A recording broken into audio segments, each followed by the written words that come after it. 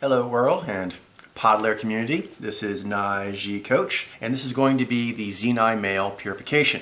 This is the end of this purification push. It's been very intense and has focused on the Zyy'nais. We did the Zyy'nai ladies, we did the Zyy'nai males, and now the Zyy'nai males will complete the trio. We'll use the same format as the other two, which is we'll treat this as a ride of quasi-deaths, and we'll do a pre-ride and a post-ride. For the pre-ride, we'll go over some general themes that came up, starting off with intellectual renegades. There is some riffs of Zyy'nai that are very, say, intellectual renegades, to the point that, which was a confusion for me, that their degree of being an intellectual renegade would supersede other drives I'd associate with Zyy'nai for, power or money or other kinds of more, standard acclaim and influence.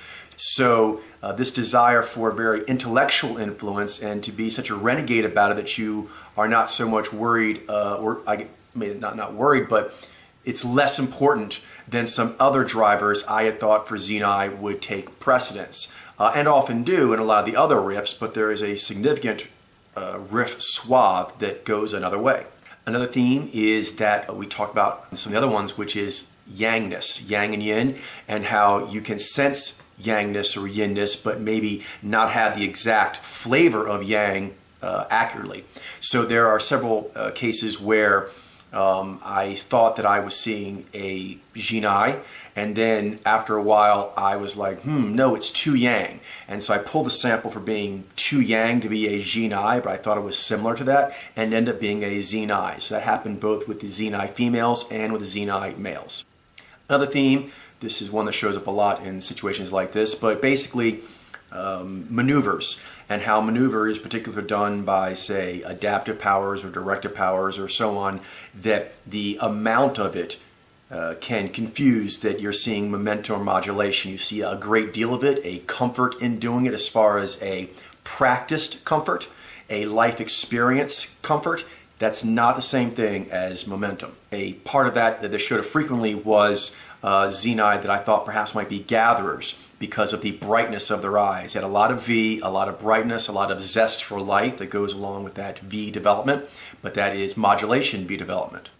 An area that I noticed was a particular thing to watch out once I realized I was doing it is, it seems so silly, but it happens, so it's worth mentioning. And actually I noticed it first with the Zyy'nai females, which is smallness, or as I thought with the females, petiteness.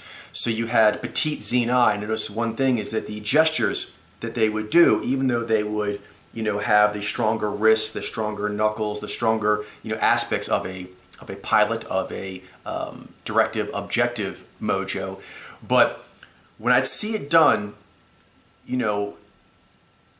first of all, in a girly way. I mentioned, I think, in the Zyy'nai filming that they had the more girly gestures. I sometimes thought I was seeing an adaptive because the hands can be similar in their general shaping and their quickness in their movement, but not in the viscosity, not in the tensioning. And so the same thing happened with men. There is, well, first of all, with the Zyy'nai males, I noticed there's a propensity to be a bit more jovial, gregarious, funny guy when they are smaller. And so that was something that I was mistaking that they might be a gatherer, because again, they have the shorter digits and they move quickly with them. They're very expressive with it, and the V gets kicked up. And so that's a maneuver to watch out for in general. But I noticed now in retrospect, I was having a greater difficulty when it was a smaller statured Zyy'nai. I feel a little silly for it, but it is what it is, and I've noticed it now, and I'll look out more for it in the future. But I would see these motions, and if they were more diminutive, I saw that diminutive version of a cue I was used to seeing, and the smallness of it made me think I was seeing less viscosity. But once, the ladies helped me a lot. Once I realized that, oh yes, they're doing similar maneuvers to gatherers do, and they're petite, and they're really kind of playing on that, but the hands still have the viscosity of a directive. And once I realized that, I was like, I think I need to apply that to the men as well, and it was a thing. Another element, same kind of thing but different, is softness. Zyy'nai tend to have more mesomorph builds. They tend to be sturdier, often muscular, if not like cut muscular, but powerful.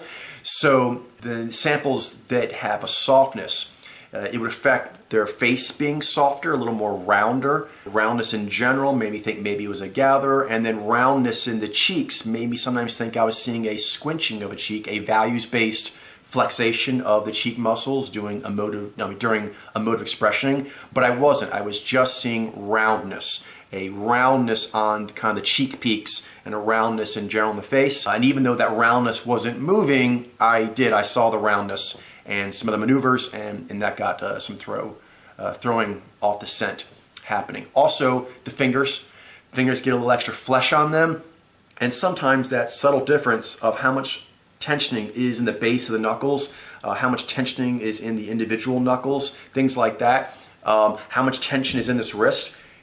If you add a little softness, a little fleshiness around here, it can disguise, it can hide the actual tensioning level a bit. So that was another factor. So smallness, but also softness. Related to this, but a little different. Those other two are sort of strictly physical. But another one is artsy / theatrical / flamboyant. Riffs that have a style that's like that, I would see, the gesturing, like I said, it's shorter, it's quicker, it is that objective kind of style. And often, directive objectives, it's not so quick. Right, so G alpha and Z alpha as compared to V alpha and Ni alpha, they can have some similarness, but again, the hands tend to be a bit larger. They tend to be more substantial, more rugged or powerful looking in certain ways, but also there is less speed. But some Zyy'nai, in their theatricalness, and I actually learned to look out for this more with the ladies and applied it here, is they tend to make it quicker. It often goes along with having more V development. More V development, there's an increased quickness in the gesturing. And a lot of times these theatrical or flamboyant riffs of Zyy'nai have that heightened quickness, jovialness, upness, and a quickness in the gesturing goes along with their theatrical way of presenting themselves. So that need to be watched out for, because you can definitely have very theatrical Zyy'nai. Another one, this is kind of going into a different direction. This case tended to make me think I was seeing a hunter or a directive subjective mojo, often a Ni alpha. And that is, I did not have a proper understanding and appreciation for the hypnotic quality of the Zyy'nai. They are a Ni mojo, and Ni does give that hypnotic ability. And if you have a lot of Ni, regardless of if it is source or if it is tandem, it is momentum, and it will give a very slinky, psychological, just hypnotic, somewhat serpentine quality. Words are hard to describe, but those who are trained in pod layer mojo reading, they know the quality of Ni slinky. You're familiar with that. Zyy'nai can have riffs that have very high levels of Ni slinky, and two things that happen there. One, I would sometimes think I'm dealing with a subjective because of how slinky in their mind they are. And then also, combined with their zhai, the really sort of hypnotic riffs sometimes also have an element of being very psychologically savvy. And that sometimes made me think I was seeing values-based combined with Ni. So the slinkiness and the psychological savviness were things that threw me. Usually that I was a Ni alpha, sometimes also that I was seeing values-based when I wasn't. Here's another one. Maybe this one is more of the zhai, but it could be a variety of factors. But point is that peaceful. Zyy'nai are, as we know from a lot of different career fields, are very good at contestation. And as a part of that, tend to be more comfortable than a lot of people with the forcefulness that is involved in contestation, the accepting that you are going to have to knock over another person or another things, another system's position. You're going to have to knock over a position. And that's part of life, and the pilots or the directive objectives, they have the most momentum in doing those kinds of things. So it can be sometimes a little counterintuitive to meet Zyy'nai, and there are this, that are so empathetic. that one of the main things that you get off them immediately is they are empathetic, and they have a strong, and this is one that is cool, it really helps me appreciate Zyy'nai even more. They understand how contestation goes. They've either been through it or seen it, done it themselves, had it done to them. And because of that great understanding of contestation, they're sensitive to the implications, to the fallout, to the collateral damage, to the long-term consequences of one contestation. Oh, it was just one battle we won. Yes, but that battle left scars that are being felt for generations, are being felt in spheres of life that I wasn't planning for or didn't want. So there are some very empathetic, very peaceful, very humane Zyy'nai who their greater momentum understanding natively than other mojos of contestation went the route of a heightened awareness of how that can cause too much damage, and one must be very careful about that, and one must look out for unnecessary contestation and unfair practices during contestation. Very noble. They're some of my favorite riffs, but I was thinking sometimes I was seeing perhaps a Zyy'nai mojo. There's a couple of mistakes. There usually was an Zyy'nai, but in general, it was like I thought I was seeing a Zyy'nai mojo because it felt maneuver-wise like they were leading with that. It felt like that was the lead power. It may have been the lead as far as the maneuver they're doing, but it was not the lead from the instrument. In fact, the way that they use their Zyy'nai works that way because of the other three powers. But I was just hit by the Zyy'nai of it, and that was them hitting me with the Zyy'nai, and so that threw some, but then also in my mind, I didn't have the proper conceptualization to understand being hit with that energy. And so when I was hit with it, I tried to put it into a category that I understood. And none of those categories were correct. I needed to open up a new riff category of understanding.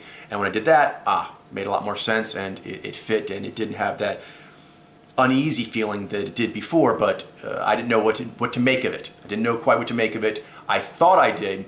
I thought I was seeing perhaps a salty gatherer, but no, this is actually very empathetic, very sensitive, very humane, very controlled. Yes, very restrained riff of Zyy'nai. Very cool.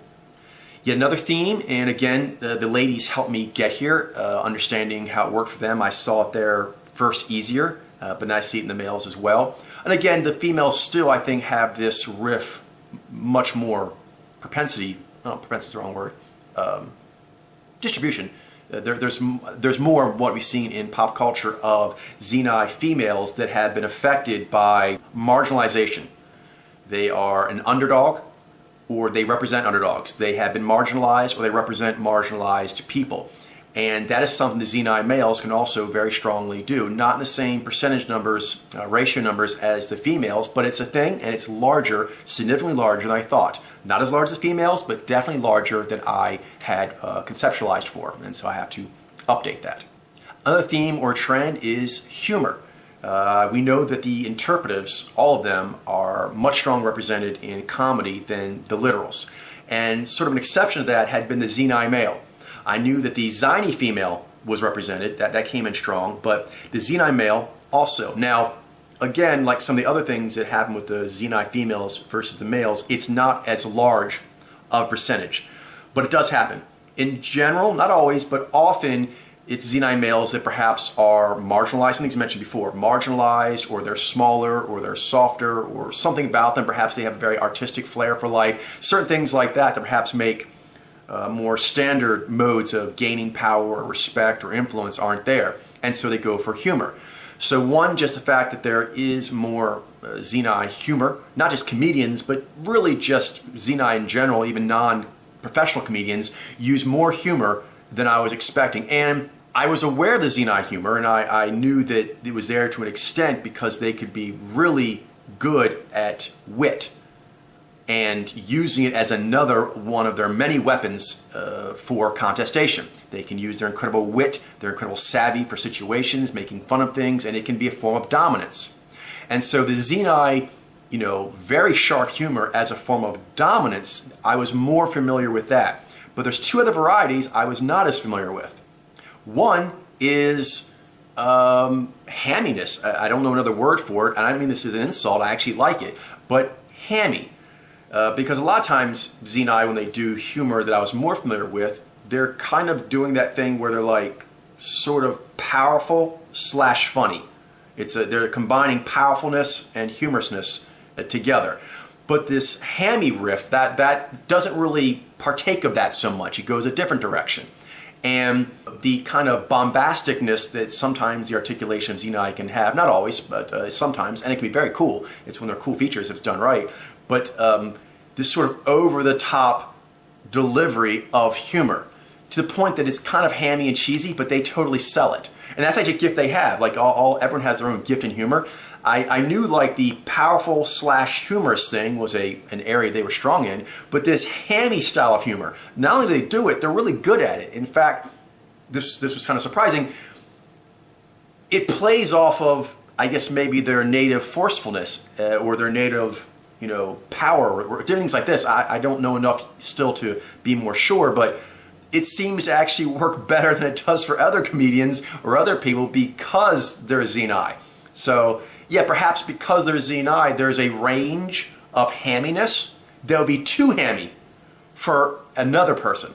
But for them, they can go into those ranges of hammy and it doesn't make you think, there's a point of hamminess where you like roll your eyes. You don't. With some of these Zyy'nai comedians, and not professional comedians, sometimes just their humor, it's hammy, but it's enjoyable, and they are able to do it without the silliness of it, the weakness of it, whatever you want to call it, sticking on them as much as perhaps another person would. So not only can they do it, they seem to actually have perhaps maybe better tools for doing it. They actually may be gifted at that kind of humor. Here's another one, and actually what helped me with this was Zyy'nai.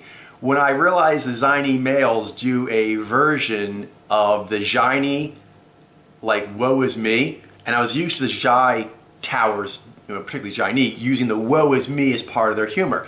But there's actually the Zyy'nai wobbly tower, like whoa, the unflappable is flappable, and it's funny. There's actually a correlation with Zyy'nai, and I again didn't see this coming as well, but again it makes sense because they are so, they have such power, they have such forcefulness, such good at contestation, they have a drive to do it. There's a brand of humor they do, I don't know if this is a proper name, but it's the one I have right now, thwarted. Yeah, their drive to get an accomplishment done is thwarted. And all the stuff they do and the intensity, I want this to be done, I want this to happen. You can see Zyy'nai, when they want something to happen, they're gonna get that to happen, but then when they don't, it's funny as shit.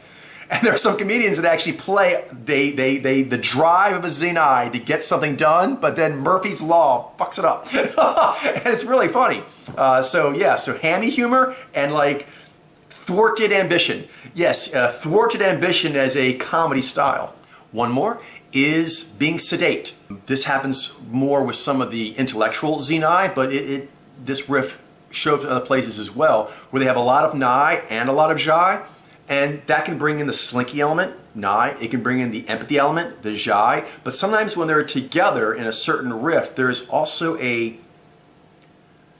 very stately, sedate, respectable.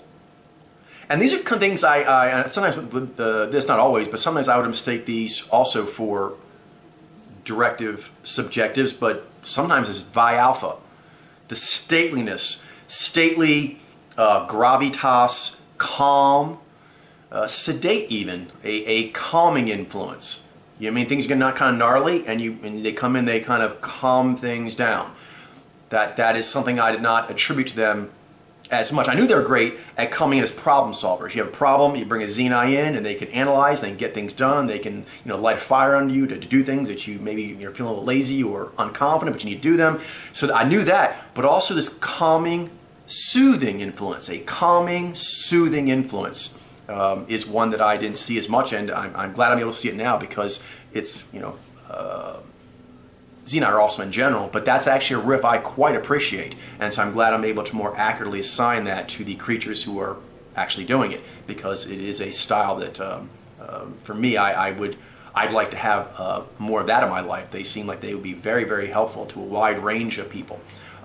Their helpfulness has a wider range to humanity than I understood, and it's wonderful, and knowing more about it allows us to connect with it more, and that is invaluable. Last thing before we get into the ride itself is, dun dun dun, the voice. So I've been seeing for a while, kind of like earlier things I'd purified, like Christopher Hitchens and so forth, is realizing, the incredible voice that the Zyy'nai can have. But I'm seeing more and more of that as I have done more purifying, the incredible voices they have and the many careers that they can use that voice to great advantage. And the voice is obviously powerful, but smooth, charming, again, hypnotic, lively, can make people feel good, can really tell people, no, you're good, this is such and such, good for you, and that's the way it should be. And when they say it, I can't do it, I don't have the voice, it just has this like natural law strength to it that is really wonderful. And I knew of it to a degree, but I didn't know how pleasing it can be. How pleasing, how magical, how transportive. Yes, how transportive the Zyy'nai voice can be. How they can, even the same Zyy'nai sometimes can change their voice slightly, and it like for narration, voiceovers, all kinds of stuff, radio, they can really set a scene. Yeah, the Zyy'nai's ability to set a mood, something I would associate more with the values-based mojo, but they are really, really good at giving the right tone and then keeping it and it being strong. A strong, correct tone and being able to maintain that and summon it at will. Very, very impressive. Very bardic, very impressive. All right, so let's get into the ride itself. We'll start off small, quote unquote. We'll begin with areas of athletics. The Zyy'nai show up in athletics more than I thought. And actually, this has been an ongoing theme, is that interpretives in general do not show up in the athletic pursuits as much as I had thought.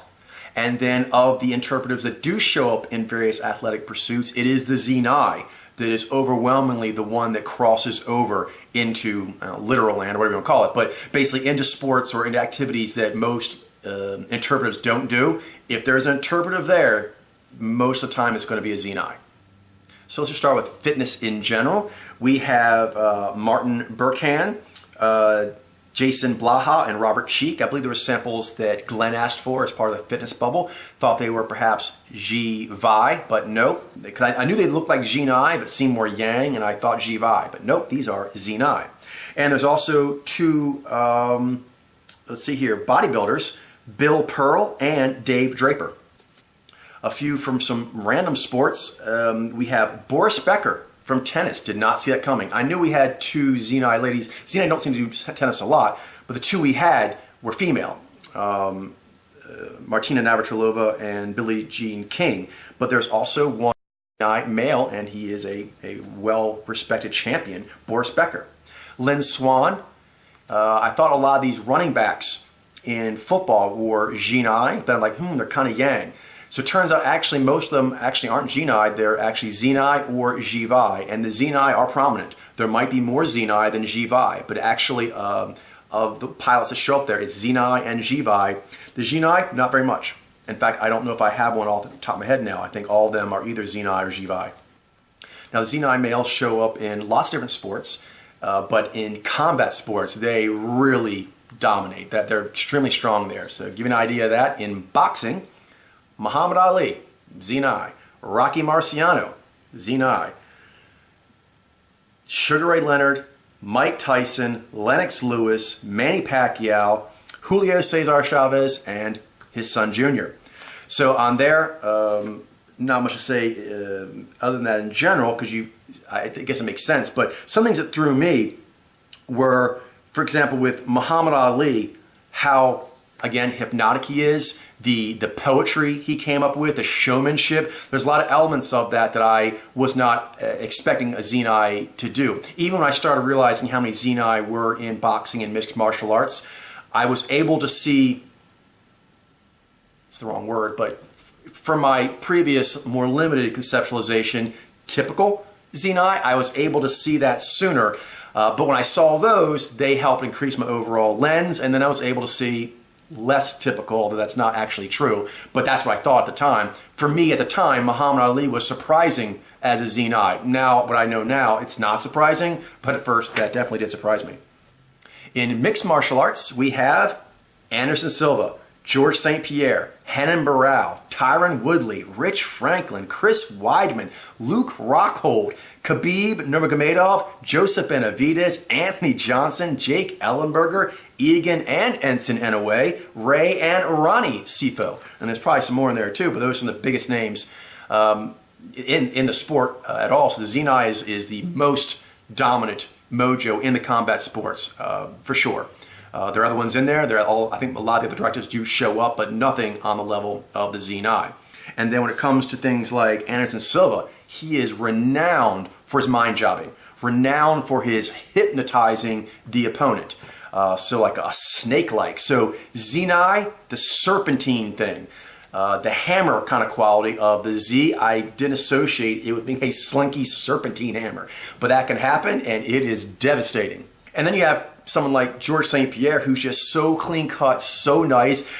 I mean, he's very successful. He's a total badass, but he almost looks like he really doesn't enjoy hurting another person, which is kind of weird for a fighter. He's a very gentle champion.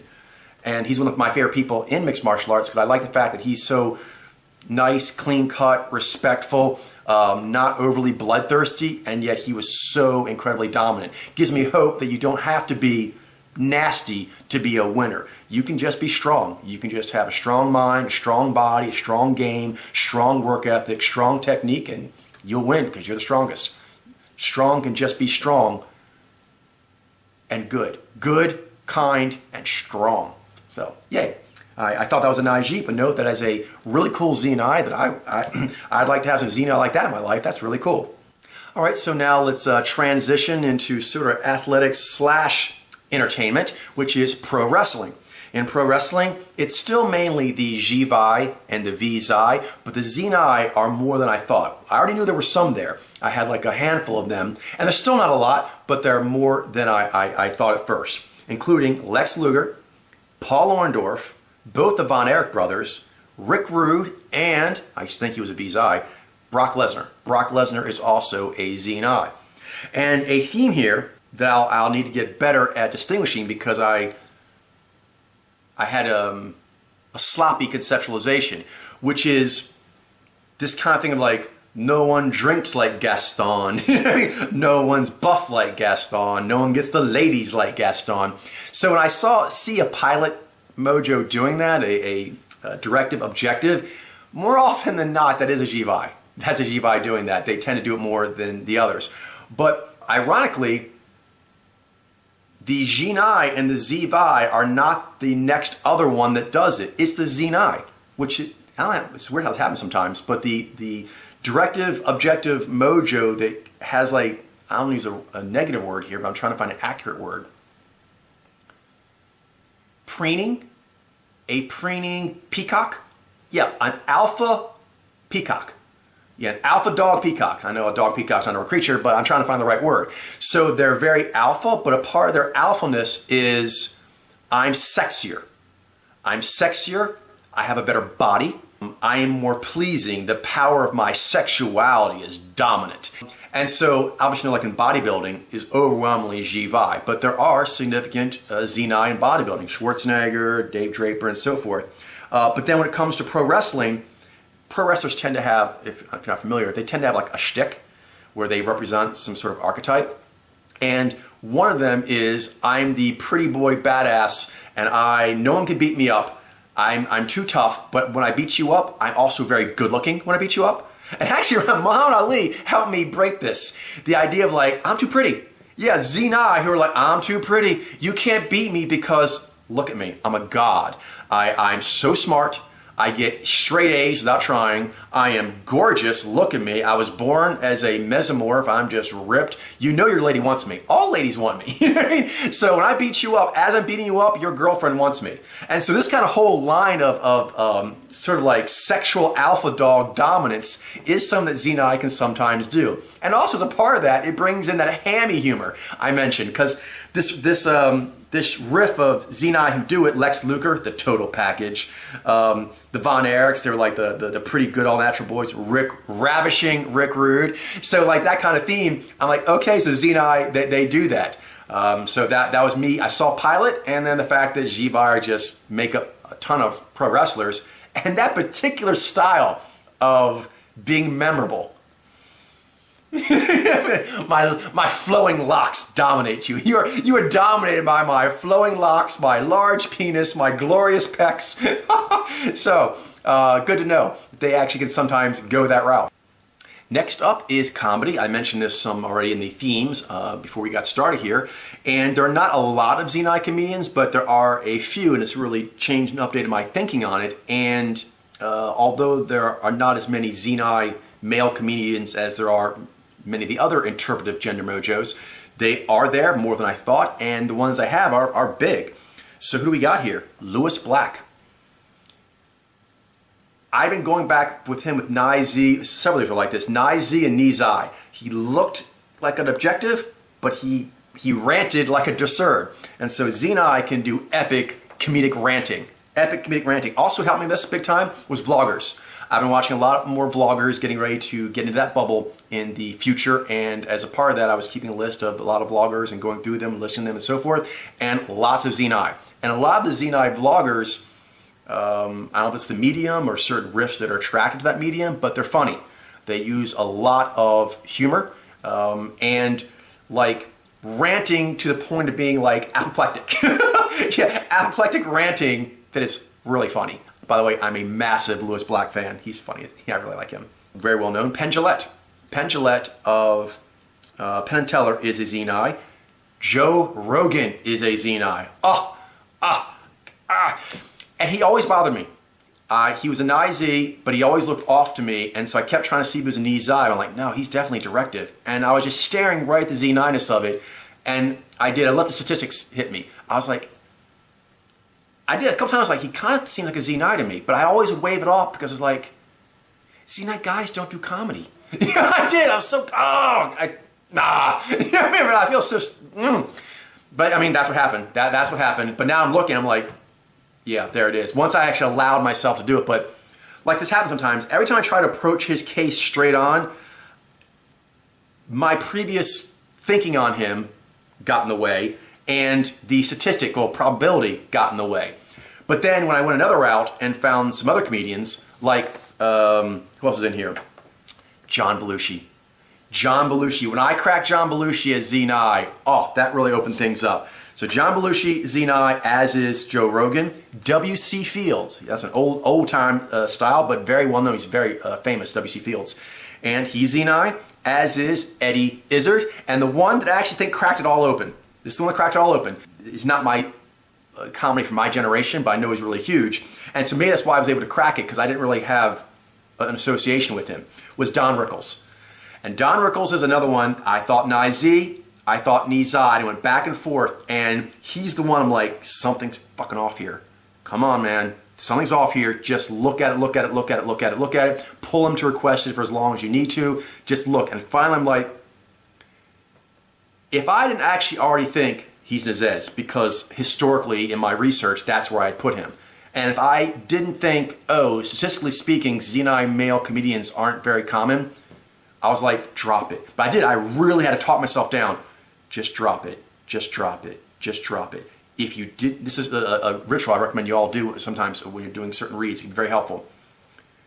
If I didn't know what I know about his background, what would I say? If I just saw him on the street, what would I say?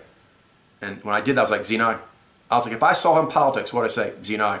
If I saw him in the street, Zyy'nai. If I saw him in some random business thing, Zyy'nai. If I saw him as a customer walking around Walmart, Zyy'nai.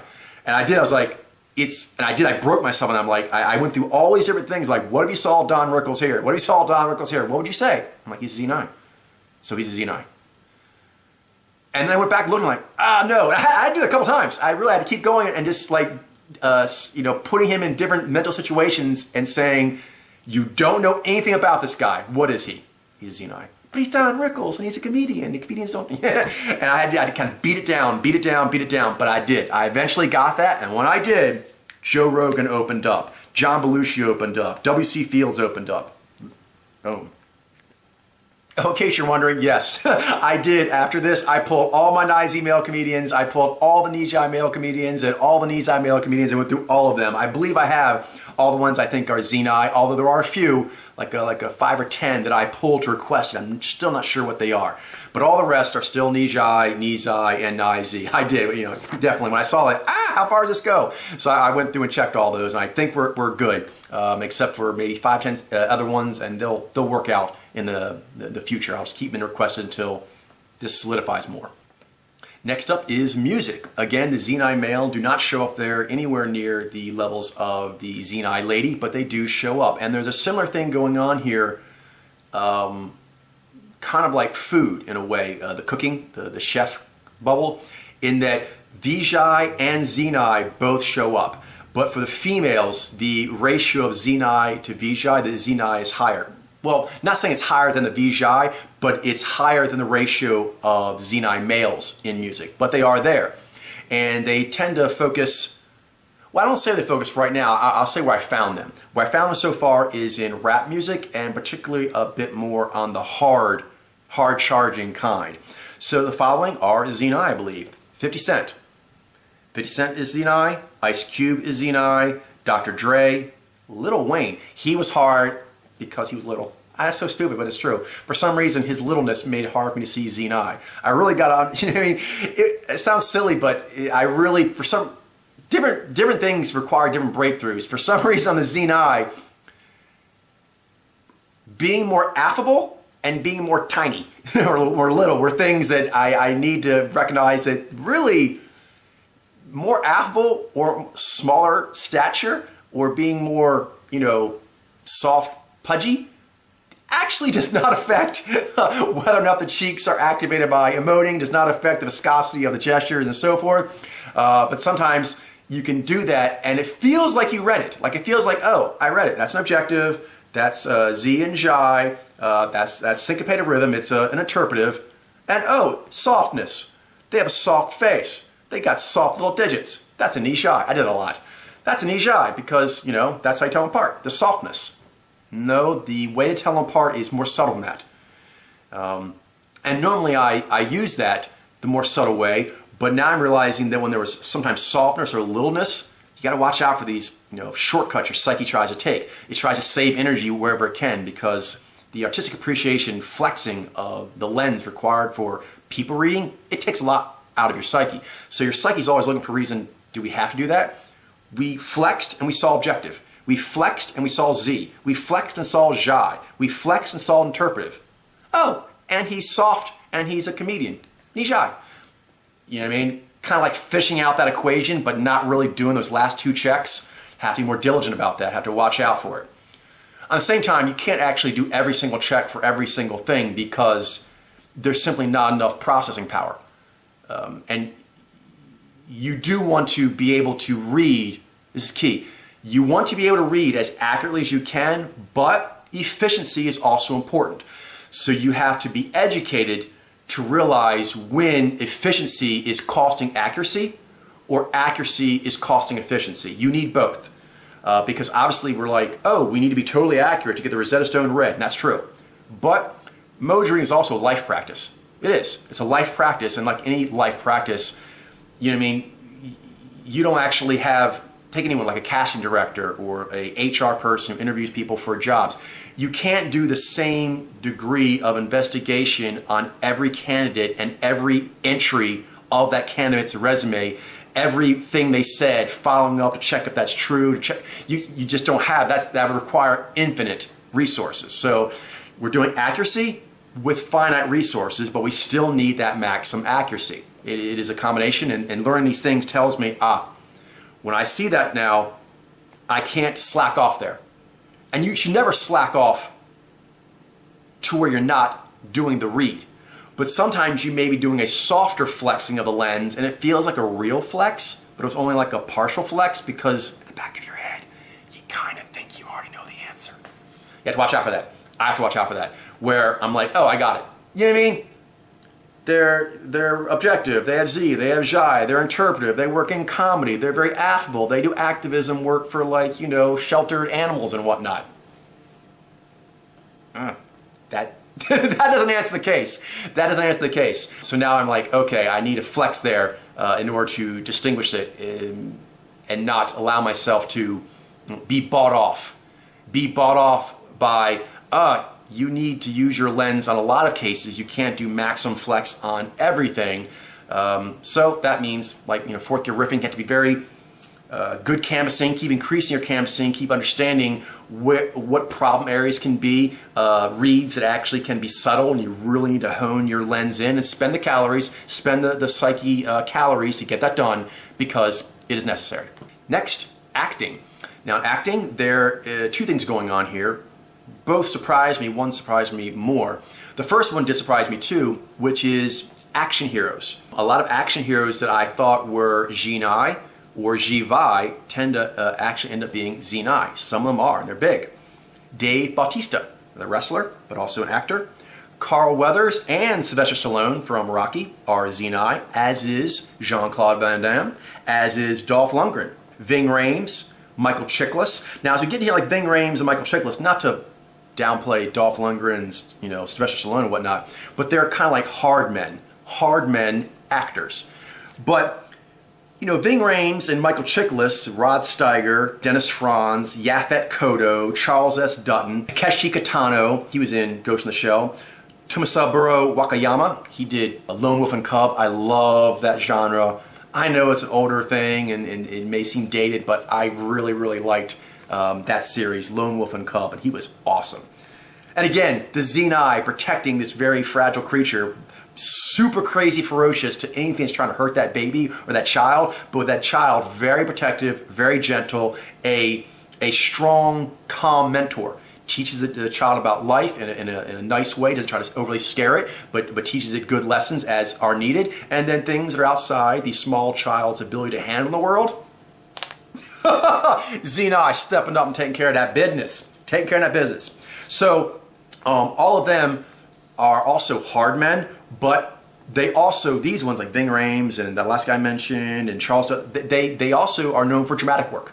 So they're known as hard men, but they're also known for strong dramatic work. Jean-Claude Van Damme and Stallone and Lundgren, they're not known for strong dramatic work in general. But there are these strong men that do very good dramatic work. And then it goes further into ones that I would not conceptualize as a strongman kind of riff of Zyy'nai, just great dramatic actors, such as Graham Greene and John Trudell. They're both Native Americans.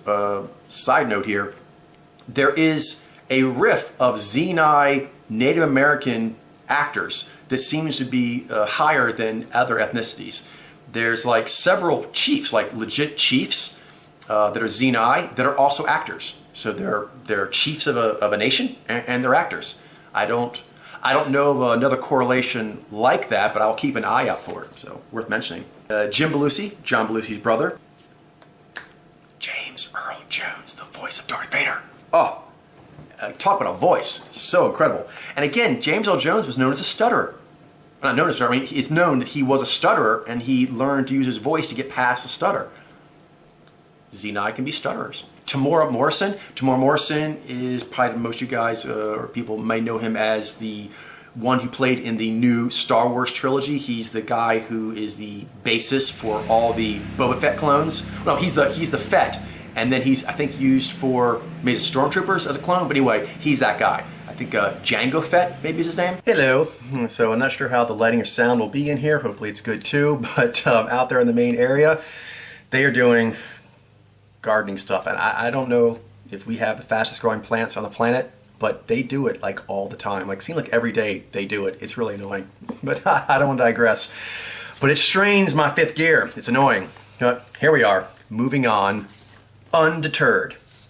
So back to the acting is, last two really big, to me, the best actors here, probably James Earl Jones, but also James Faulkner, incredible actor, and again, very psychologically savvy,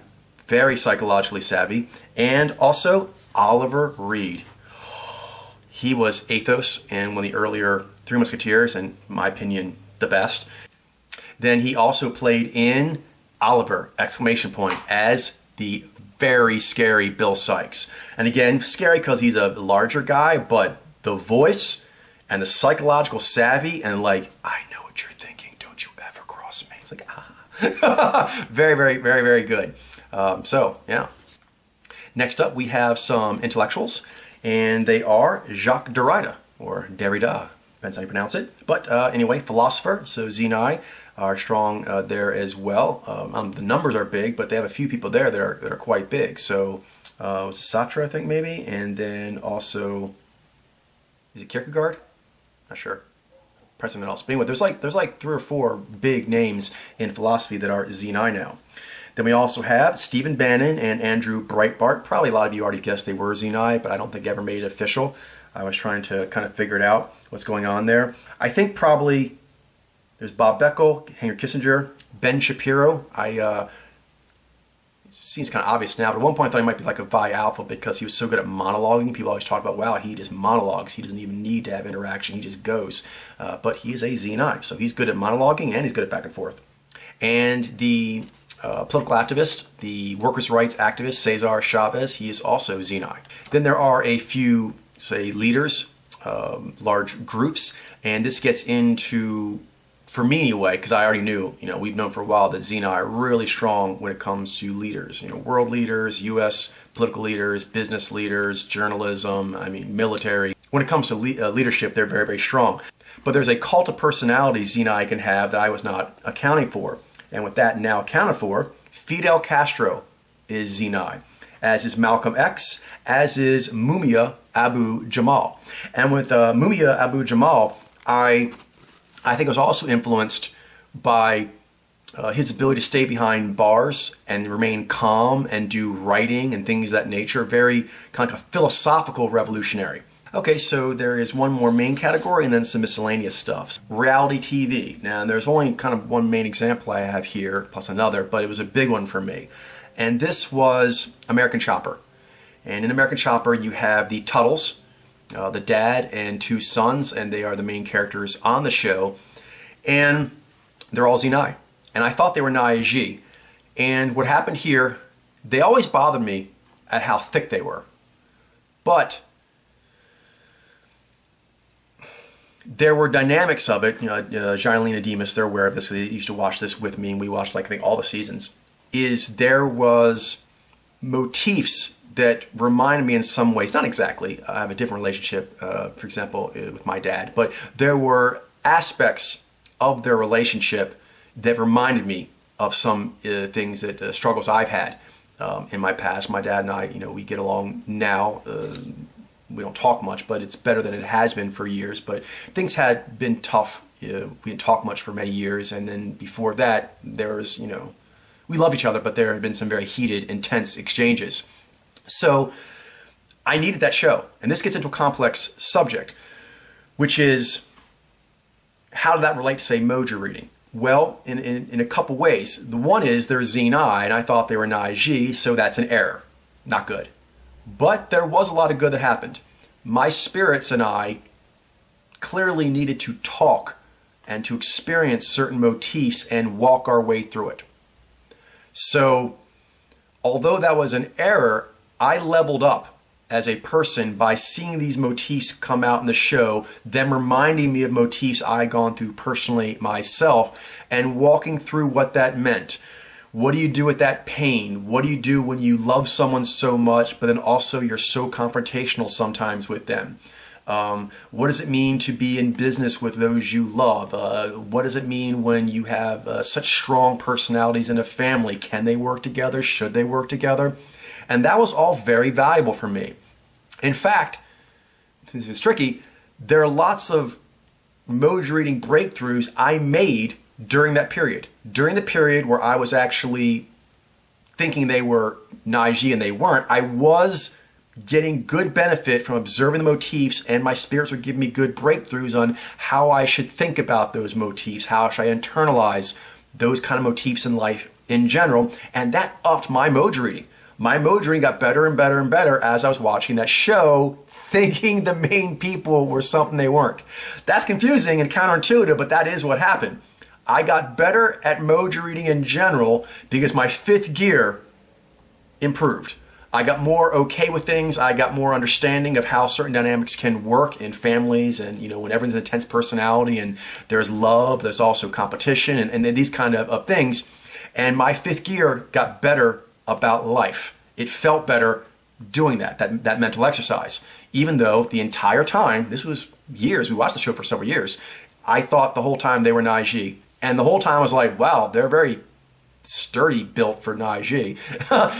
but there it is. So I don't regret. I regret that I didn't figure out they were Zyy'nai sooner, but I don't regret the time I spent, because it did level me up, but ironically not that case. But the fifth gear development I gained in doing so, in a bunch of other cases, I did have my skills go up a lot because I just relaxed and accepted and internalized certain ways things are that I was troubled about. I was unsettled what that meant in life. What does that mean? What does it mean to be in a family? What does it mean to have your own calling that takes you in a way that your family doesn't like? What does it mean when you're getting praise in a certain sphere, but you're not getting praise from those who are so close to you? Things of that nature. I need to get through that, and getting through that, my abilities went up, up, up, while I didn't actually get the case right that caused all those growths. So, but I'm here now, and going back, I was like, oh, there's Zyy'nai. Yeah, once I did all this other stuff, it just popped in my head. I didn't even see them. I did these other things, and it just percolated up. You need to go look at American Chopper. I looked at it, click, Zyy'nai, click, Zyy'nai, click. They're all Zyy'nai. Well, I mean, all of those three relatives, they're all Zyy'nai. So, yeah, I'm conflicted because I'm annoyed that I actually was staring right at three Zyy'nai the whole time, thinking they're Zyi, and I was talking to Zylene, the demons. I was like, see that, and I was pointing out this and that, and how it relates to me, and blah, blah, blah. And it was actually good to do. I feel foolish. I feel really foolish that I missed that, but I would not have traded it, because I wouldn't have gotten here without that. My spirits were looking for music, books, TV shows, as they always are, that will teach me things going on in current events, and I kind of look at the story.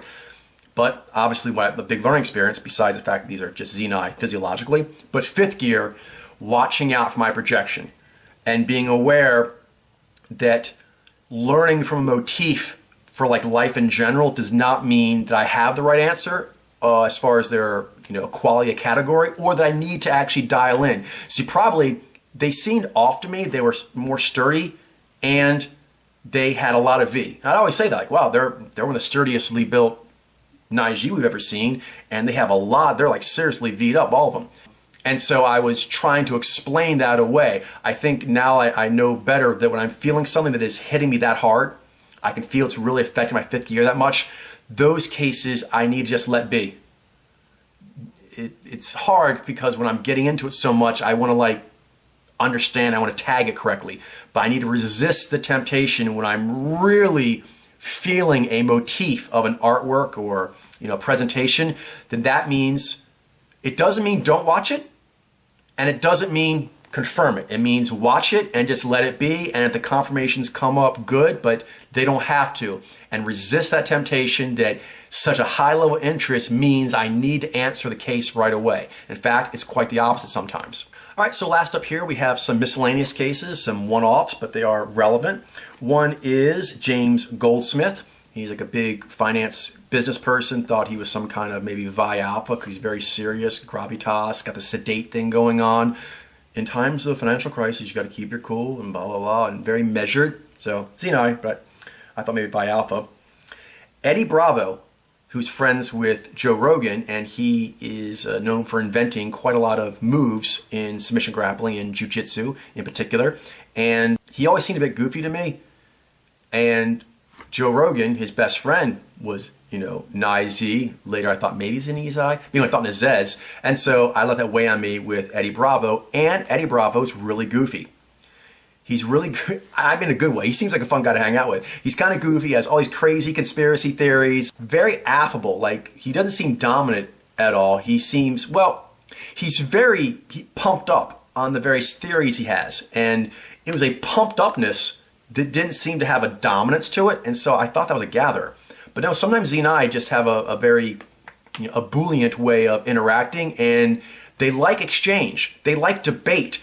But they actually aren't as interested as, say, some Zyy'nai in closing, in winning. So one thing Eddie Bravo is known for, he likes to debate with people and they don't have to agree with him, and he doesn't really feel he has to convince them. Oh, he tries, and he tries and throws it. But he's always very good-natured and like kind of hyper about it. Yeah, good-natured, hyper, but not dominant, not showing like if I don't close on something, this was a bad day. This is a waste of an hour if I didn't close.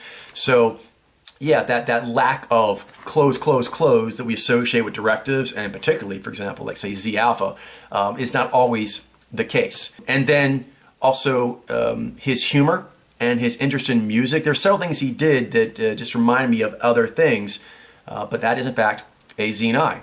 And then someone that both Joe Rogan and Eddie Bravo like is one of my personal heroes. I'm a big fan of this guy, Marcelo Garcia.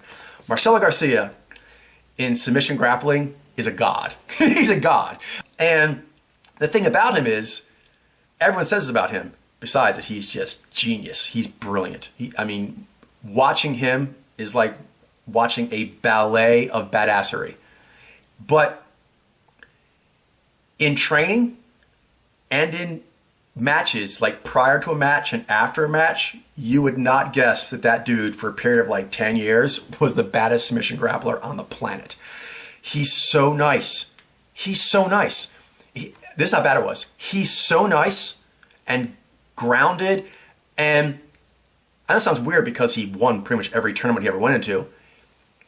When he talks, he does not talk like a competitive person.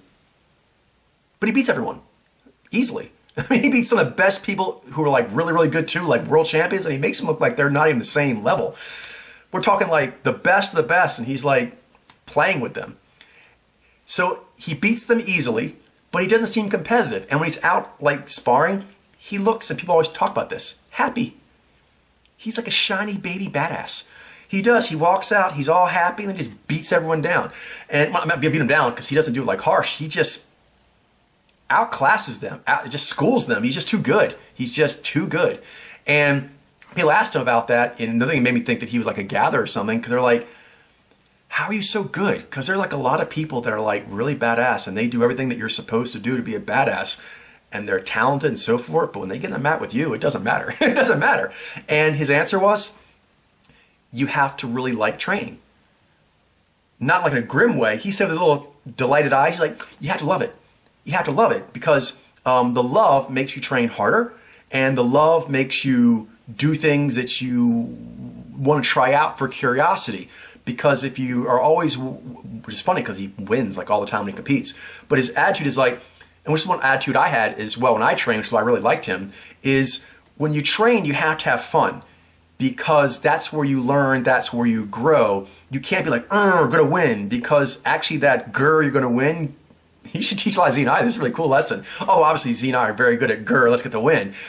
But this guy actually beat a lot of those Zyy'nai. There's a lot of other champion Zyy'nai that compete in there, but his way was just too shiny baby badass.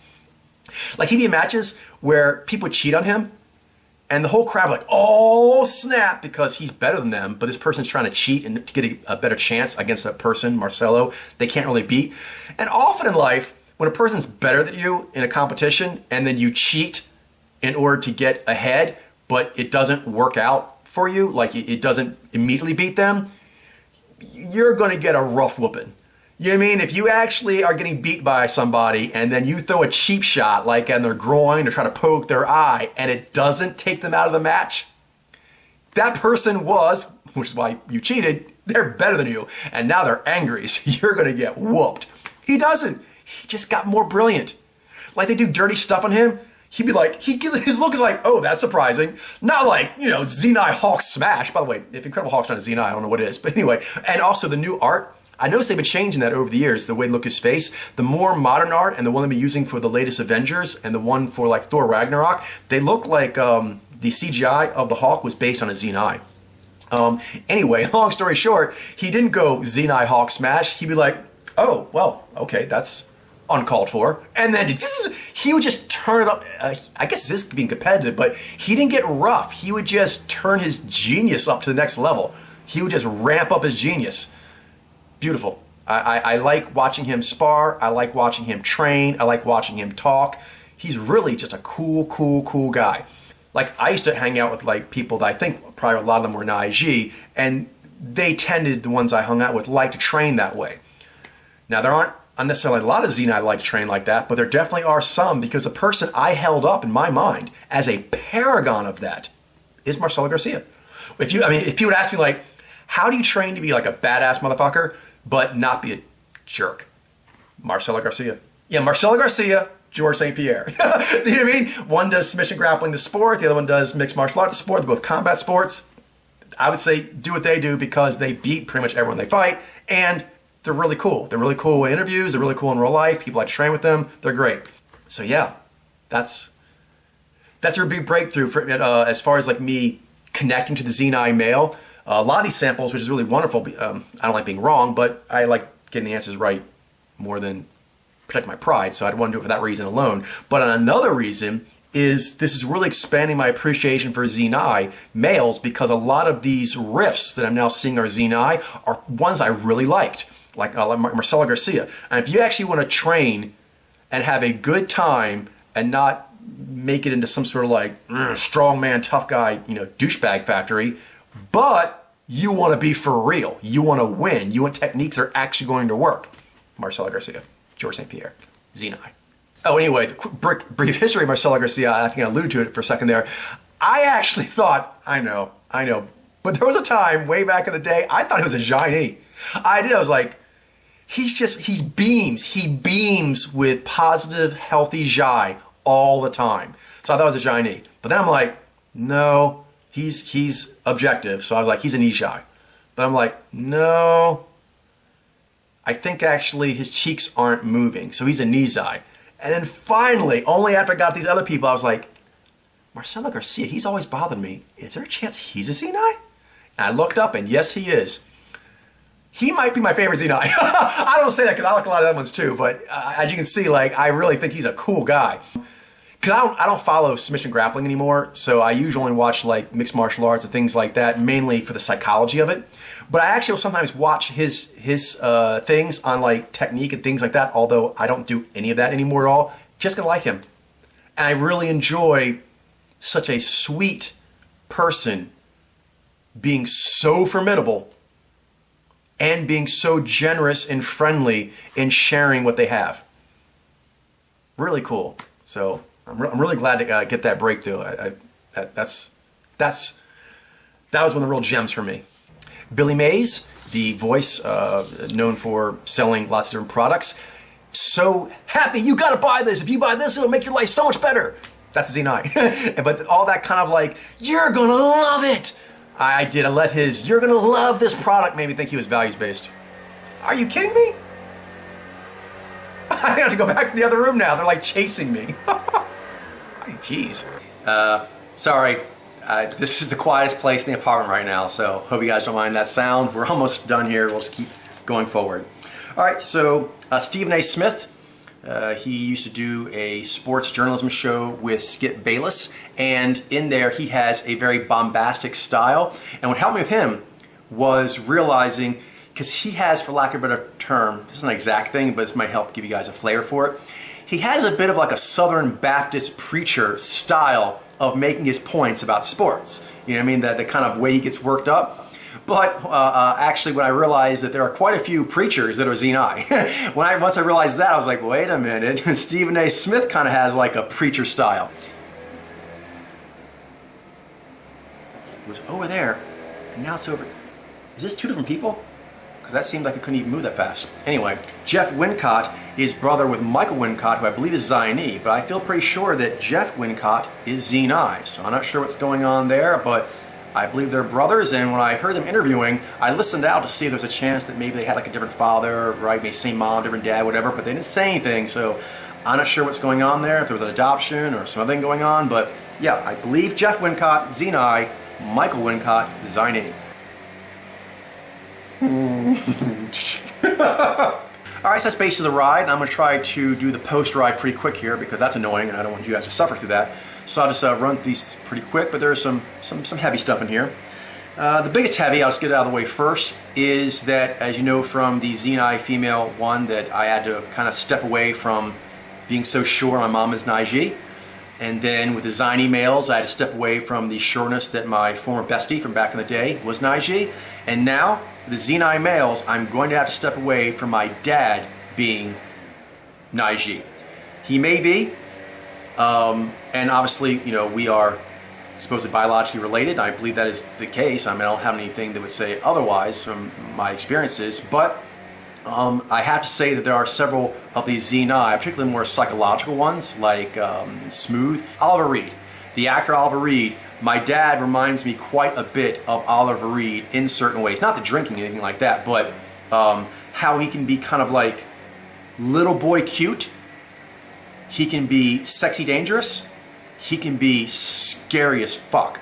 And he has like a sensuous bulldog. Yeah, a sensuous bulldog, psychological badass.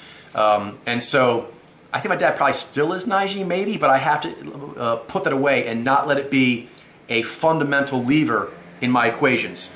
So I'm taking my mom out, I'm taking my former best friend out, I'm taking my dad out, and I'm putting them out far, and then I'm going to bring them in as much as the data I'm sure on allows me to. I'm not going to use them as a way to find sure data, because they actually are, I'm now seeing they're more tricky cases that I have less sureness of. Upside is, I talked to my dad and he says he's going to do a filming for me if I send him a camera. So that has been said several times over the years. I've made many requests, but this time he said send me a camera. So, or he talked to me more how it would happen, and of course like how we could do it. He's like, okay, well, can you send me a camera and I'll do it like that? So I think maybe we'll get it. So that'd be great. But until then, I have to move him out. There's that. There's also, you know, the Tuttles. Again, he doesn't necessarily look like, you know, the Tuttle dad, but my dad is, he's short, but he's a powerfully built person. And people have all, you know, commented in my family over the years that, you know, my dad is built like a bulldog, and my granddad is built like a bulldog. I am not built like a bulldog. I was always told that there are other relatives in our family from past generations that were tall and lean, and that I must have gotten, you know, my face and my body, my fingers from that line. But now I'm like, I don't know. So I really would like to get video of my dad, but until then, I'm going to have to say I do not know he is Zyy'nai. So it is what it is, but it feels better doing that because, as I mentioned, the other ones, that vagueness on such an important case, oh, I don't like that vagueness, but it is allowing me to look at other things like Oliver Reed. Because when I look at Oliver Reed, I would think my dad. I would. He reminds me of my dad. There's several that, like, you know, of these slinky Zyy'nai that I was like, kind of reminds me of my dad, and that held me back. And once I said my dad can be anything, I do not know what he is, then I could just look at Oliver Reed and go, that's a Zyy'nai actor. That's a Zyy'nai actor. What my dad is, I don't know, but Oliver Reed is Zyy'nai. But my dad, yeah, all those things my psyche go, but your dad. I'm not going to use that at all in making these determinations. I cannot use that, not until I get video. Until then, it is incorrect to use it for that. For the longest time, because I had so much experience with, you know, my family, I was using that as a helper. But over the years, I've gained so much more knowledge. I've gained so much more data. We have so many more examples of what various things are, that is the most solid thing I have, and all my speculation should be stacked on that, the most solid. And there's other elements, my mom, my former bestie, my dad, they are not, at least not right now, not with that video, they are not the most solid elements, and so they have to be put out as cases. They're a case like any other case, and I will bring them in to limited media, to soft read, to partial read, to whatever it is that I feel the data and my skill set can allow me to bring them in. I cannot allow my closeness to them or the amount of experience I have with motifs involving them be bedrock. Yes, for me, in order for me to reach data bedrock, I have to remove those out, which is hard because they're so close to me, but they're actually impeding me getting to data bedrock. And I can feel myself able to more easily reach out for it now they've been pulled out from their bedrock status. And then now, it may seem like a big deal to you all, but it's a really big deal to me. They're now, oh, I don't like saying these words, but it is what it is. They're just another case. They're not bedrock. They're not like some kind of foundational wisdom that I base other cases on. No, it's the other way around. I'm going to need to actually really figure out Russell Crowe, he's stocky, he's an IG. Oliver Reed, he's stocky slinky, he's a Zyy'nai. Alec Baldwin, stocky slinky, he's an IG. Ving Rhames, he's stocky slinky, he's Zyy'nai. So I need to actually get that and then use that to determine what my dad is. Not use my dad to determine what those are. Big difference, and it is a necessary one. These kind of things before, maybe not quite this way. When I'm reading Oliver Reed or some other people maybe like that, I'm actually like superimposing a hazy, vague lined, memory of my dad over that. You know what I mean? Some other ones, just like because Oliver Reed made it look villainous there, but as Athos, he wasn't villainous, and he had the same quality. Same quality in that, and I liked him, and why I thought he was kind of like my dad. And so again, when I was reading him, I'm projecting something else on top of it, and I'm reading a phantom. Because people wonder, like, how can you misread these cues sometimes? Well, when your lens is scrambled, it thinks it is reading it. You know what I mean? I see a ton of V, and I'm scrambled. I think that I've read V momentum, but I didn't. You're like, well, how could you read it if it wasn't there? But I got scrambled. The amount of V could scramble me. And that's like an external scramble. But there can be an internal scramble where I see a signal, and when I see a signal, it brings up a memory. It brings up another person, and I, whether I know it or not, am projecting that person's phantom out onto the sample I'm reading, and I'm reading the phantom, not the actual person. So that's a high-level fifth gear thing, but that's a real thing, and it needs to be watched out for.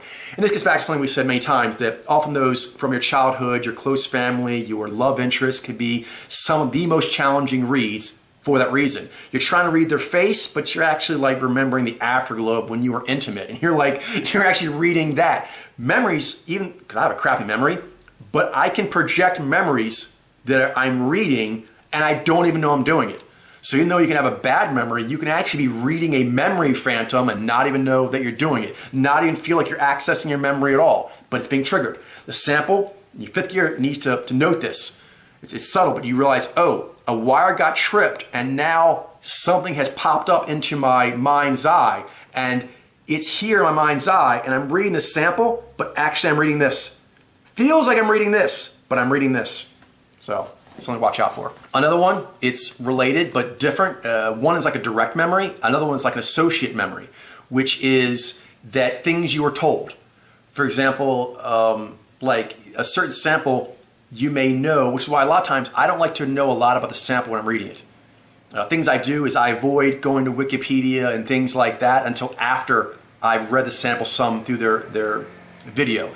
Avoiding also sometimes their artistic, expression pieces. And then another part of that is just sort of like, legends surrounding them and things like that. Because what happens is sometimes you're reading their face, but then you're like, I heard they did such and such. And then that thing you heard about them comes into your simulator, comes into your mind's eye, comes into your logical labyrinth, whatever your process is, it's inside your process, in front of the lens. It's like a lens cap, and you're actually reading this lens cap, not the actual sample. And it can be a direct memory that you actually saw the person doing certain things, and so you're projecting that, or you heard they're like this. And so I see, for example, oh, they're objective, oh, they have Z, oh, they have Zhy, oh, they're interpretive, and I heard that they have a certain kind of reputation. Gather this, that.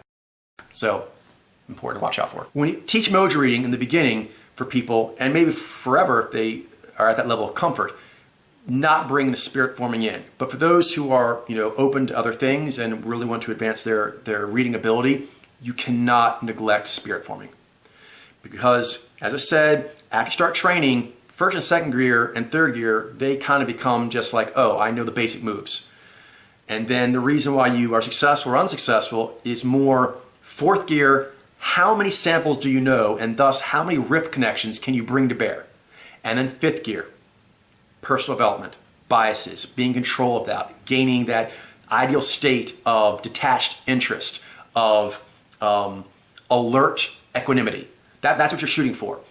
But a lot of times on the tough cases that cannot be achieved, even though you know it's fifth gear and you're activating your fifth gear, there's a level of activating your fifth gear and improving your fifth gear and processing and internalizing to a higher place. You can't cross certain thresholds without spirit forming. You can't do it. You may even know this. I know this because a lot of times I've had experience with this, and I improve my fifth gear all the time. I'm aware that I'm like, there's something off my fifth gear, and I go in to fix it. And as long as I'm technically trying to do it, it doesn't work. And sometimes I even know what I need to do. I'm like, oh, you're feeling too much this, or you have pain from past experience on this. That's fifth gear, and that does make you aware, and there's a level of fifth gear technicality that can mitigate that.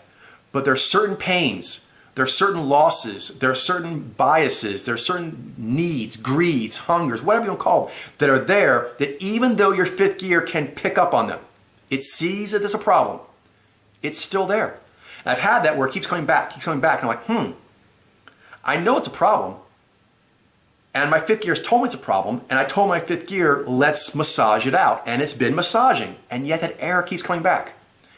Every time, pretty much, when that scenario plays out, I have to actually go and I have to speculate. I have to go into Martian Manifesto. I have to ask my spirits about my childhood. Things that are not technical, supposedly, but they are very relevant to it. And only once you're able to get past that. For example, fifth gear with my family. There's been a while where I realized that I was calling when I was confused on things for my parents or my former best friend to give me some solid foundation for a case. And then my fifth gear said, they're not giving you the solidity you would like. Like, you're right. And then it happened again, and I'm like, let me look into it. Has anything changed? No, it's the same thing again. And I'm like, okay, let's not do it. When I tried to not do it, that wasn't enough. To make my parents and my former best friend not be bedrock, it was not enough to be aware of that situation and to apply a lot of technical proficiency energy to make it better. I did that. I had to go through the ringer of a spiritual quest. I had to go through spiritual quests, and those spiritual quests made breakthroughs that I was then able to come back to the fifth gear and go, You mean? And then when things start to rattle, I would talk to my spirits, and my spirits say, do not account for your parents in this equation. I knew that. I've known that for years. I'm counting them in the equation too much. But to not do it was a spiritual challenge, not a technical challenge. In fifth gear, we talk about how it's a personal development, it's a consciousness thing, and that's true. But there's a point that there's no other word for it other than it is a spiritual experience. And if you do not have certain spiritual experiences, certain blocks to your fifth gear will be unable to be removed by the machinations of the fifth gear on its own. The fifth gear is very strong. And as you see in the fifth gear, if you get it right, can correct errors in fourth gear. Errors in fourth gear, if fourth gear is very strong, it can correct errors in third gear. If you have strong third gear, like that's an IG, that's a Zyy'nai, I can just tell. Oh, I thought maybe that was Vi. No, it's not. You can correct second and first gear. But what happens if there's something inside of fifth gear that fifth gear itself can't fix? If there's something in fourth gear you can't fix, you can go to fifth gear, get a higher place, get a clearer sight, and fix fourth gear. What fixes fifth gear? Spirit forming. If your fifth gear is stuck, and you know it's stuck, and you're trying to actually break through, but you're unable, so you're aware to see the challenge, but you cannot best the challenge, you need to get those higher spirits into the mix. They're the only thing that'll get the job done. All right, some other takeaways on the kind of spiritual things as you mentioned. And these are some breakthroughs that I've had. Some of these things I already knew, but I needed to know more in a deep way that kind of brought up like childhood things of that nature. Even though my memory of my childhood is not very good, my memory is very bad, there are certain moods, traumas, things like that I can still feel, even if I don't know exactly how it works, but I know they're there. And my spirits can actually help me heal that even if I don't have memory of the details. I do know my state. And once I'm aware, oh, there's a thing there, I talk to spirits, they can come in and help out. So really, really cool. Spirit forming can actually get past all kinds of conscious blocks. It can get past memory issues. Pretty much get your spirits involved, and you really show them that your spirit is, I want to go to higher ground, they will get you there. If you call out to them and you really mean that you want to go to higher ground, your spirits will give you the tools. One of those things is, I've mentioned many other before, but mention again here, ego attachment. So that's been a thing I've had to deal with, throughout. It takes a strong ego to think you know something that all the great thinkers in history didn't get. That I'm seeing things past what the Greek scholars of the four humors had. I see more than Jung. I see more than the greatest meditative experts in the world, Buddhists out there who are spending their years up in a monastery just meditating. I actually see more of the spirit-forming elevator. I see more of the reality of the human condition, human qualia than they do. That takes a lot of ego, but that ego must be checked. It must be checked by the validity of the data, and then you'll find out if you're doing that, which I do, that there's always points where, because in general, my ego's underpowered. My spirits usually tell me I have to get my ego up. I have to work on being more confident about what I'm doing. But although most people who met me in life, and probably most people know me now, think I'm a very confident person, I have a lot of self-confidence. I do, but what I'm doing now requires a level of confidence that very few humans have ever needed to do. So I need to have a crazy amount of confidence while not being crazy. So we'll see how it goes. Anyway, is that once realizing that there is an issue there, using the data to back you up. And that's what I've been doing here. But with the Zyy'nai, their level of bardic delivery, their ability to understand really high-level concepts, their ability to influence the world. There's a lot of abilities they have that I think just about anyone would be like, man, I'd like to have that on my character sheet. That would be really cool to have. So just general ego about gifts I wish I had. The Zyy'nai, all the mojos, if you understand them properly, is if you understand any of the mojos properly, they have gifts you wish you had. Nature is awesome. It made us a species of specialists, and each specialty qualia can do things that are amazing. And if you actually are accurately looking at any of them, even ones that are quite maybe different than me in some ways, like say Zyy'nai or things like that, I'm like, they're awesome. Zyy'nai, awesome. Even ones I'm like, not so much like me, Zyy'nai, awesome. Once you really start to understand them, if you're not blown away by how awesome every single specialty is, you are not looking at the phenomenon correctly. Related to this, and this for me is, I think, been a bigger issue because, as I mentioned, my ego, sometimes I overreach, but generally my spirits tell me I need to bring more to the table. And one of the things that I do to bring more to the table is helpful, but can be problematic. So the helpful angle is, one thing I've always done in life is I look at things that are hard to do, and then I'll read the people.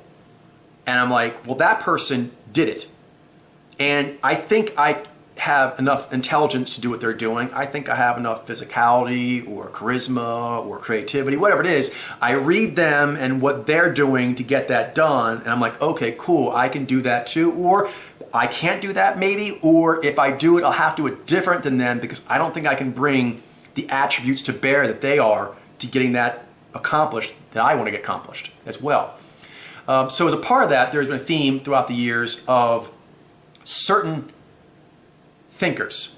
For example, I did this with Daniel Tammet, who's a Zyy'nai. I thought he was a Nai for a while, and over time it became silly. He looks way more like a Zyy'nai. It's pretty obvious. But the reason it was challenging for so long is his synamnia, the color coding that he has, and how he uses color coding with people and languages, and it's all combined.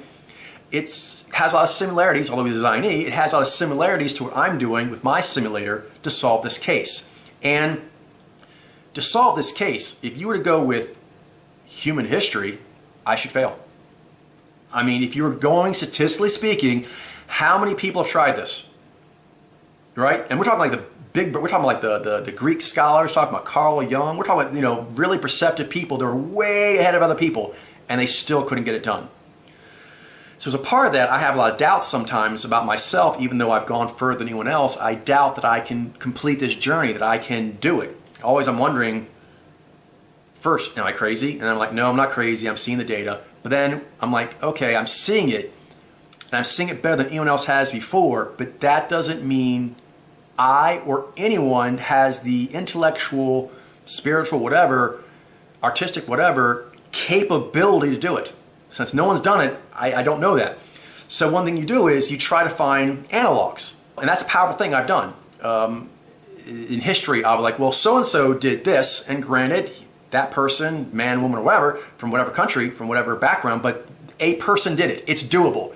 And so I'm an exceptional person, and a exceptional person did that, so maybe I'm another exceptional person, and I can do this. Okay, so I did that a good amount with some of the Zyy'nai, big thinkers, but then I'm seeing that also with Zyy'nai. There are some Zyy'nai who are very intellectually gifted. They're very strong in that regard, and particularly in areas dealing with, say, with humanities.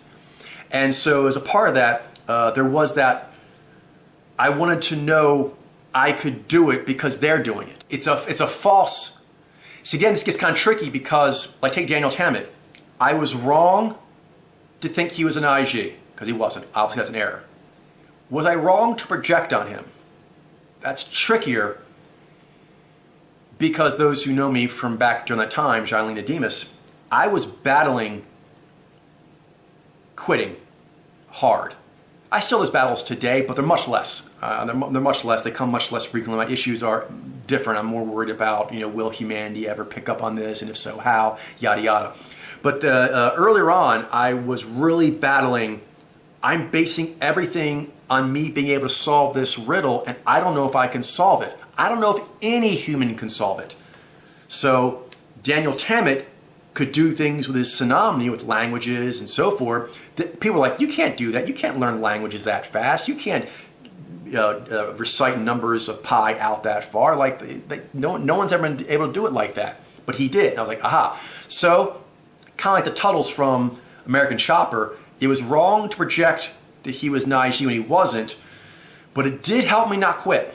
So I'm kind of conflicted on how to feel about that.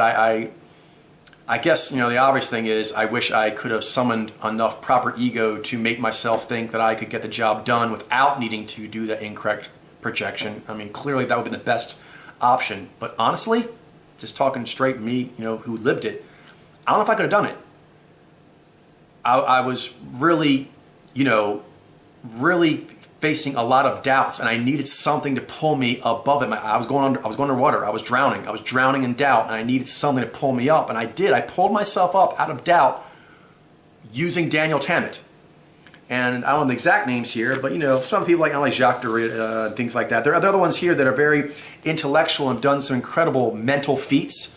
What's the name? Langan, that guy, Zyy'nai, this was already purified, but on that route, who was one of the world's smartest men, who ended up being Zyy'nai. Again, same thing. I wanted to connect him more to myself, if not Naiji, to maybe Nijai, something similar to me, so I could feel like when people and my demons tell me I can't do this, it can't be done, I fight back with that.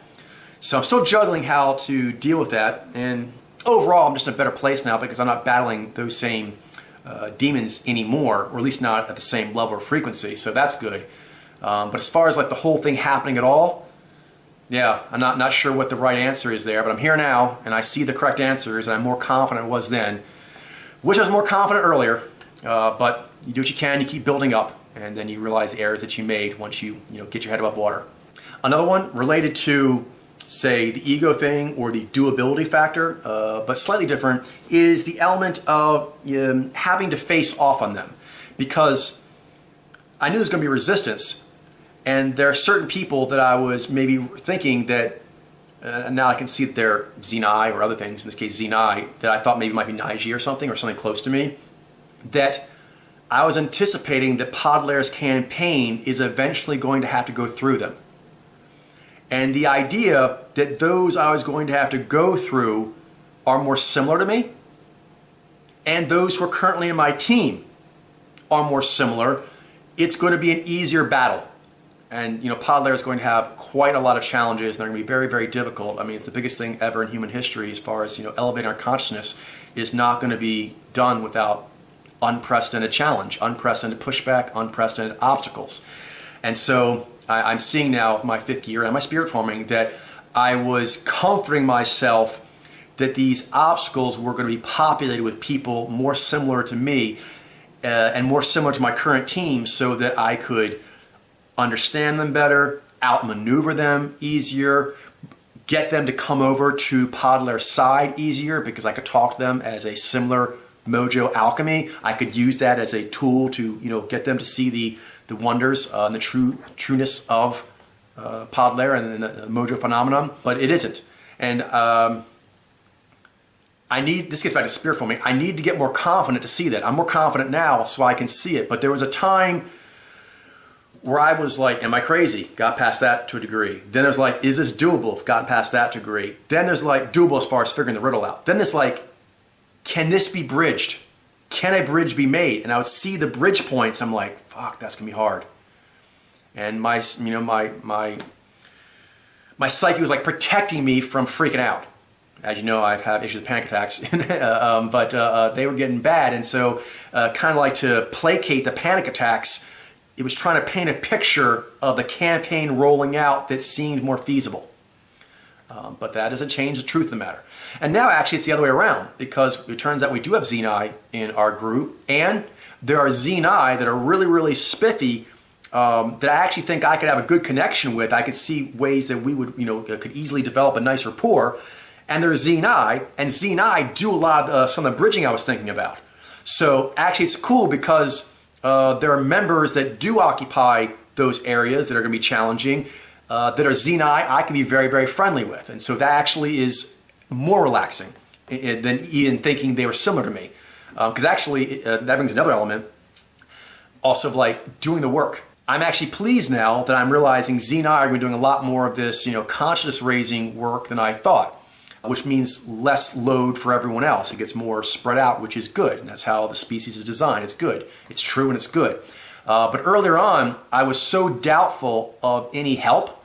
I was so doubtful of, me and the world, as you guys know from my earlier filmings, have had some tough relationship moments. And so as a part of that, a route that I went, and in general, this is helpful because I would not have gotten as far as I had if I was not like this. I'm generally like, stupid fucking humans, you can't trust them. So, unless you absolutely have to, unless you don't absolutely have to do something else, do it yourself. Do it yourself. And so I was, besides just the challenge of like going through the wall of opposition, it was also just the workload in general. I was like, I don't know if I'm going to get much help. Now I realize that there's Zyy'nai in our community and they actually are grooving on what we're doing. That's wonderful. But there was a time like, I don't know if Zyy'nai are going to come in for a while. So that means all the work, creativity, expressing, bravery, staying up all hours to get shit done. I'm going to need to do all that until the Zyy'nai and others similar come in. Or if you're not familiar, you won't have to do that. But when I thought that I did have to do that, I was resistant to Specialty Mojo's abilities to do things that either I can't do or they can do way better or easier than I can. I was resistant to that because that meant that the workload I thought I had to do would be insurmountable. And now I'm seeing the true picture. It's much better landscape than I thought, which is a good thing.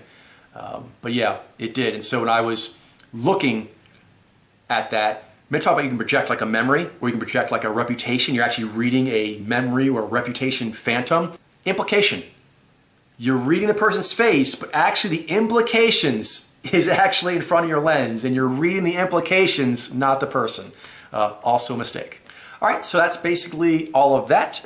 Again, this is not a complete canvassing, but it is most of the highlights. If you want a full canvassing, which I recommend, you should check out the sample server program that Ben's been working on. It will have the latest additions to the Zyy'nai. And actually, although I gave the highlights, I think you'll find it rewarding to go through the program and see lots of Zyy'nai that you are maybe already familiar with, or if you're not familiar with, they are more obviously Zyy'nai to you, and then see some of these other riffs that are a bit more challenging in some ways and going, oh, no, they do have the same faces. That's how I got like, Lucille Ball, because over time I was like, she doesn't look like the Zyy'nai, she looked more and more like the Zyy'nai. And then once I actually found it out, I put her in the Zyy'nai, and then Ben updated the program, and I went through and I scrolled through the Zyy'nai ladies, and as I did, I saw it, and then she came up, and I saw it. It folded in beautifully. It made sense. She was amongst her kind. She's where she was supposed to be. So I recommend doing that. I recommend going through the whole collection and allowing the general Zyy'nai male signal kind of really get clear for you, and then let that clearness wash over these new samples that are a little different than what we had been imagining the riff range of Zyy'nai to be. All right, so that's it for now, and now I'm going to be working towards Data Bedrock, seeing what other little things come up, but these are the major ones. And I got down to moving my mom, my dad, and my former best friend out from my inner Bedrock area out into just being another case. Now, that was a major thing for me, and that took spirit forming to do, but now I believe I am prepped to get to Data Bedrock. I believe Data Bedrock is somewhere in our our near future.